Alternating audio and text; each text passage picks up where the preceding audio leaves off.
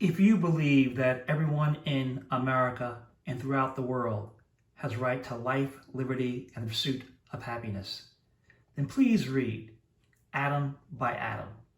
And please study the life of Reverend Congressman Clayton Powell Jr. Not his personal life so much, but his social life. What he did and how he changed America, how he used his power. I mentioned in my other video that you also should read Where Do You Go From Here, Chaos Community, by the Reverend Dr. Martin Luther King Jr. Have to read that, okay? As well as Ian Haney Lopez's Dog Whistle Politics, how quota racial appeals have reinvented racism and wrecked the middle class.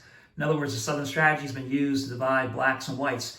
And because that is being broken down now, because that fence is being torn down, because that wall is being torn down, where blacks and whites throughout the country are voting their economic interests.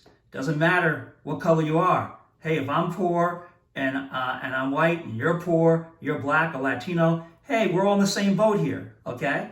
And in fact, in the old days, in the 20s and 30s, poor whites and poor blacks, they all lived together, all right? Especially down south, they all lived together, okay? And they went to separate schools because of segregation, right? Because they wanted to divide people, all right? But they all had the same problems. And so today, people recognize we're all in the same boat together. Who cares if someone's color is a little darker or lighter? It's just, that's crazy. We're all human beings made in the image of God. Let me read to you from Atom by Atom. And when you see this for yourself, okay? And take a look at this. It says here that on my 5th anniversary as chairman, the records show that I had guided to passage from my committee 60 major laws.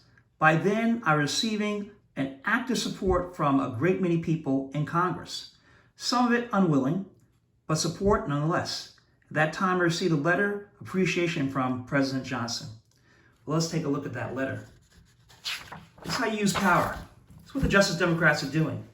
Be firm. Go back and read about Franklin Delano Roosevelt, okay? And read about how he passed bills to help people, all right? Help people. Yes, I know that people of color many times were left out because of racism. I understand that. But the point is that he was able to pass bills still, okay? And today, there are blacks and whites working together in coalitions. Although history is that blacks and whites have always worked together in coalition, all right? People of color would be enslaved right now. It was not for white brothers and sisters. Okay, back to what I'm talking about. Okay, here we go. Let's say here.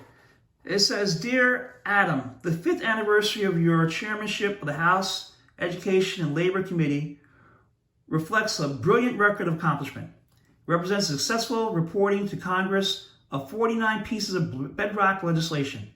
And the passage of every one of these bills attests to your ability to get things done. Even now, these laws, which you so effectively guided through the House, are finding abundant reward in the lives of our people. The poverty program is rapidly paving new pathways to progress for those whom the economic vitality of this land had previously bypassed. The education measures are being translated into fuller opportunities for all our citizens to develop their God-given talents to their fullest potential. Minimum wage, long guarantee of a fair return for our honest day's work, has been increased and greatly extended. And the problems of juvenile delinquency are being met and curtailed by positive and determined action. Only with progressive leadership, could so much have been accomplished by one committee in so short a time. I speak for the millions of Americans who benefit from these laws when I say that I am truly grateful. Sincerely yours, Lyndon B. Johnson. And here he writes, the laws passed, Reverend Congressman Powell writes, the laws passed cover the spectrum of human rights, wages, education, youth, and old age. The following is just a partial list of the many laws that resulted from my chairmanship. And you can take a look at the laws passed here, including equal pay for men and women. All right? Equal pay for equal work. Tremendous. Just tremendous. See, what Reverend Congressman Clayton Powell understood, what Reverend Dr. Martin Luther King Jr. understood, and what Senator Bobby Kennedy understood, and John Kennedy understood, and so many others understood is that, listen, there's still more poor white Americans than black Americans, okay? But they use race to divide and conquer people.